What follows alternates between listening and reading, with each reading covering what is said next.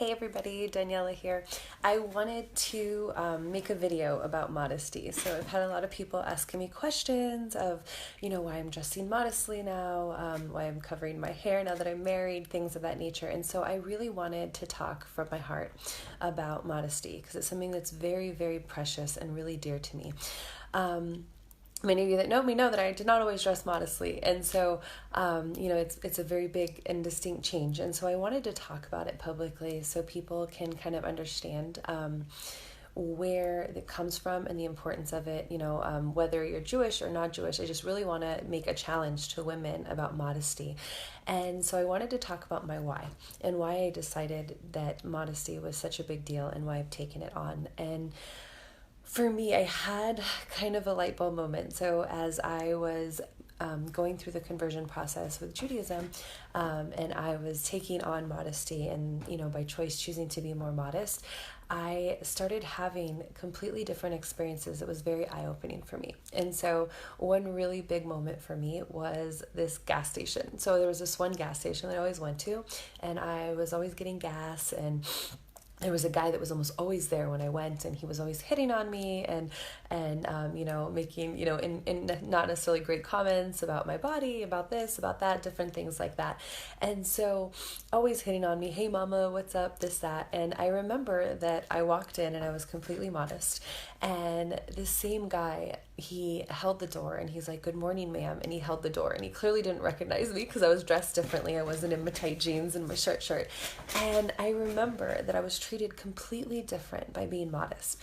And so this was really kind of like a light bulb for me that I am treated differently. And so then we go back to our own ego. I want to feel attractive. I want to feel beautiful. I want to look good. I want people to think I look good. And so as I moved forward, especially as getting married, I started thinking about what does that actually mean? Like, I want to be attractive. That means I want to attract attention. The word attractive means I want to attract attention to myself. And that is all about me. It's all about self. It's all about my ego. It's all about I want to feel good. I want this. But at what cost? And so I really want to talk about that as we talk about being women, and we talk about, being each other's partners and respecting each other. We are in a culture, in a world that is full of infidelity, and, men are constantly having, naked women everywhere they go, everywhere they see. And so, I've had people say to me, I have to keep up. I have to look good. I have to show my goods. I have to this, I have to that. But if women, as women, if we would realize, number one, what we're worth, and something that's precious is wrapped and protected and guarded. We don't throw, the $3 million wedding ring on the counter. It's behind glass. It's protected. It's guarded. And as women, as we begin to really understand our worth and our value, we decide that we don't have to be naked. We don't have to, show everything to the world, because in the end, it cheapens us. It ends up making us worth less.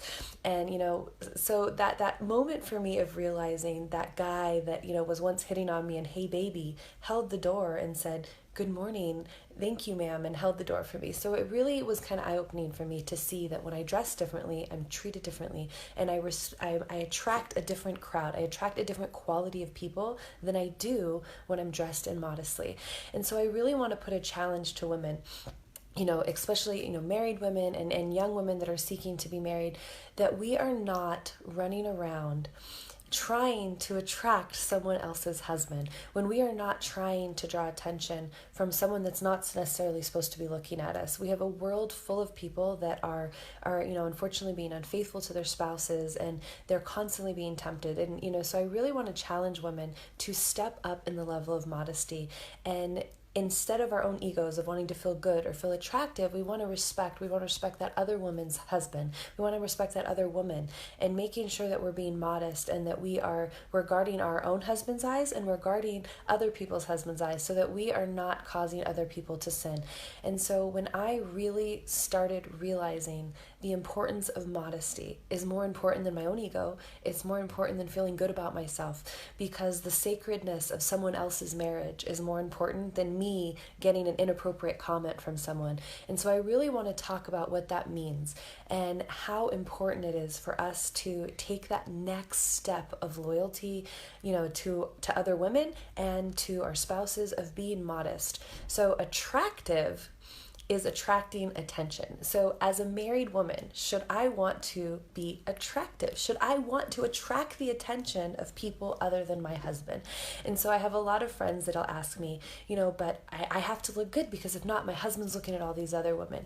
And you know what? You're right. They are out looking at other women, but we don't also have to be a part of that problem. We don't have to be, the person that helps someone else look at someone else's, look at someone else. So do I want, another person to be looking at me instead of their wife? And so we really want to start looking at, as men are honest and they talk about the way they think and what their thoughts are going through their head when they see a woman, we have an obligation as women to protect ourselves and to guard ourselves. And so I really want to talk about, especially as we come into Rosh Hashanah, we come into a new year, about really challenging ourselves to take on a higher level of modesty and really check our own motives in this, ladies, and because we have the power on here. Because if women start dressing modestly, if we stop showing off, if we stop competing, if we stop showing up to shul in the highest heels and the tightest skirt we can be that's just below our knees, we will not feel the need to compete with each other, and we will start to really look at,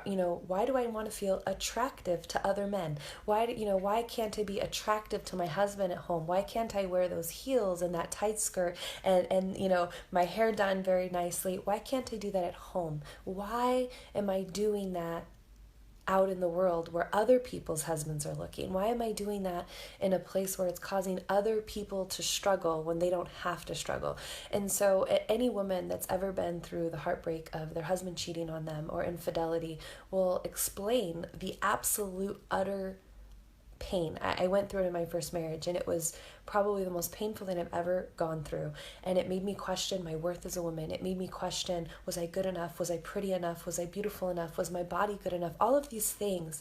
Why? Because other women weren't modest, because other women were showing off their goods to a husband that didn't belong to them. So I really want to encourage us to get past our own egos about, I want to feel good, I want to feel attractive, and really remember what attractive means.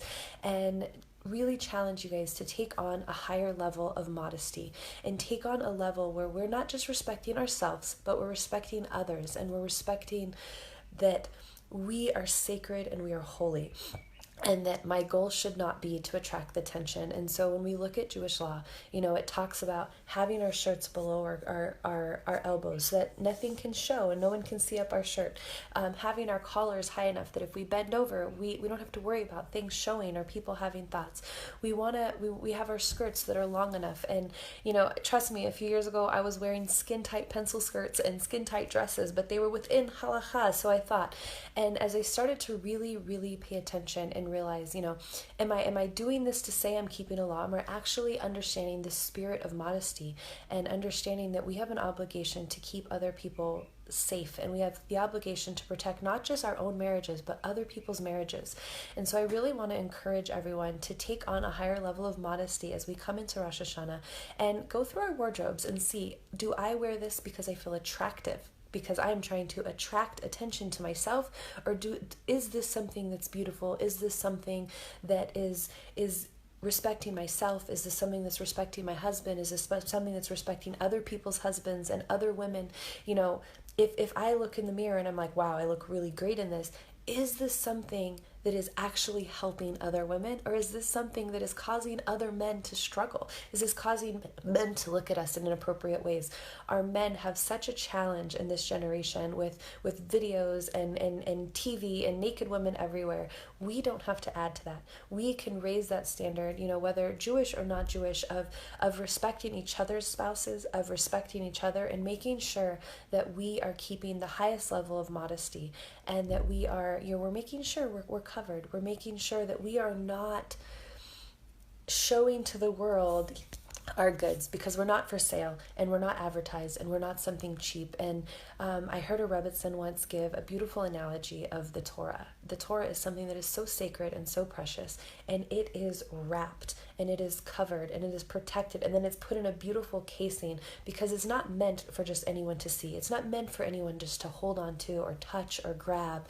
And so as women, when we begin to actually get it, that we are worth so much more, that we deserve to be respected, we begin to start protecting and packaging and carrying ourselves in a manner that we show the respect that we're due. So I really want to encourage everyone to, number one, take on a level of modesty, to realize that being attractive is the exact opposite of what we want. Even though our ego tells us, and even though it feels good, we want to make sure that we are setting ourselves up for success, and we're also setting the other men and the other women around us. We do not have to show off everything that we have. We do not have to be naked. We need to have respect for other people's spouses and for our own spouse. And so when we respect ourselves, so we know what we're worth, we don't have to walk around naked. We don't have to have a million selfies of us and our cleavage showing and tight skirts and constantly showing off what we think needs to be shown off.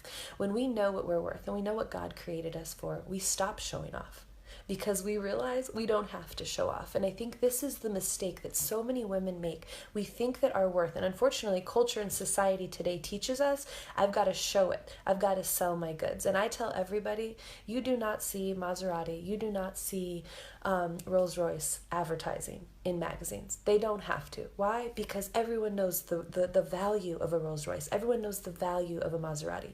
You don't advertise something that's expensive and valuable because everyone knows its worth. You advertise something cheap. You advertise something that you need to trick people into buying. So as we start to understand our worth as women, as we start to understand we have nothing that's for sale, especially if you're a married woman or especially if you're seeking marriage.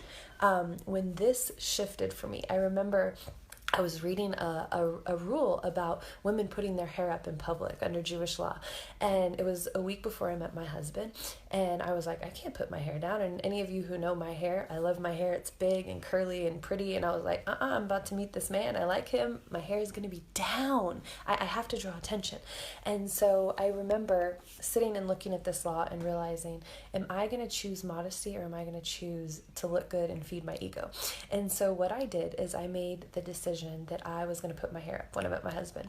And it was so funny because very, very quickly he proposed and we're now married and very happy. And so I really want to encourage people to take on a higher level of modesty out of respect for themselves and out of respect for others. We all see it. We see all of our friends, half naked, sharing all of their goods all over Facebook, and they're with person after person and relationship after relationship. And when we shift our mindset to, I have value, I have worth, a lot of people are like, why is her hair covered now? I'm a married woman, and a married woman is supposed to look like a married woman. And Jewish law is that women cover their hair as a sign of respect for their husband. So when they're out in public, everyone knows that they're a married woman. Not everyone wears a ring or not everyone looks at their hand, but having your hair covered is a statement that says, I'm a married woman and I'm not for sale and I'm not for advertising. And so I have found so much beauty and so much freedom in my hair being covered, and so many people have asked questions. So I felt like I wanted to do this video and talk about just challenging women, whether they're Jewish, they're not Jewish, to take on a higher level of modesty. Start covering up more, not less. Start making sure that we're not selling goods, because selling goods is for cheap goods and we're not good. We're precious, we're valuable, and when we cover up, people start to see us for who we are, and they start to see us and value us on a different level than when we're showing it all off. And so I really want to encourage all of the beautiful and amazing women on my Facebook to take a higher level, not just for respect for yourself, but also as a respect for other women, other women's husbands. We don't want other women's husbands looking at us. So again, I'd love for you to just reevaluate that thought of what is attractive and why do I want to be attractive? Why do I want to attract the attention of a man that doesn't belong to me? And so I just really want to call out everybody to a higher level of really keeping modesty and understanding that something that has worth is protected and guarded. It's not controlled, it's not subdued, but it is protected. We don't put the valuables out on the counter. We put them back behind the counter. And so as we begin to value ourselves and we begin to control what is seen to the public, we start to show less. We will begin to attract men of more quality, not less. We will attract, people that actually respect us. Go back to that visit at the gas station. That same guy that was like, "Hey baby, what's up?" Now, when I saw him, "Good morning, ma'am," and he held the door. Same man, same woman, dressed differently, and I'm treated differently. So I just want to challenge everyone to take on a higher level of modesty out of respect for yourself, out of respect for others, and just really step up, respecting, our fellow women, instead of competing with them, instead of, oh, see, yep, her husband was looking at me. No, we should be ashamed of that. That means we need to put on more clothing. We need to make sure that we are having the same respect we want another woman to have for us. So thank you, and I hope this was helpful. Have a wonderful day. Bye.